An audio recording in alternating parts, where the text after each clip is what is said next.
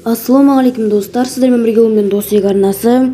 Біз бүгін мына жерде көріп тұрғандарыңыздай Subway Surfersке қалай взлом жасайтын көрсететін боламыз. Ол взломды біз қолдан жасаймыз. Біз сіздерге осыны көрсететін боламыз. Сондықтан да осы видеоға лайк басып, тіркеліп қолдау білдіріп кетіңіздер. Ал біз бастаймыз. Ол үшін достар, сіздерге осы схопроводник деген приложение керек.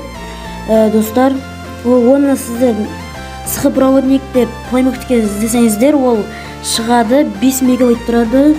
Осы схопроводниктің ішіне кіреміз, Mine Storage дегенге басамыз. Одан кейін Android и Data.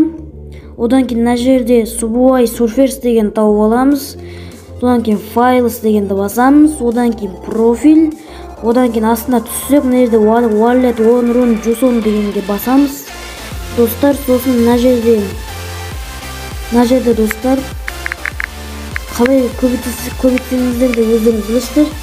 Мінекей нөлдің артына өйстіп жазып қоясыздар да, мына жерде тұрған нәрсені басасыздар. И достар, қазір мен сіздерге соны көрсететін боламын. Кішкене күте тұрыңыздар. Достар, көріп тұрғандарыңыздай біздің монета мен кілттеріміз көбейіп кетті. Достар, осы видео ұнаса тіркеліп лайк басып кетіңіздер достар. Тағы да қандай видеолар шығайын комментария жазып кетіңіздер. Ал сау болыңыздар.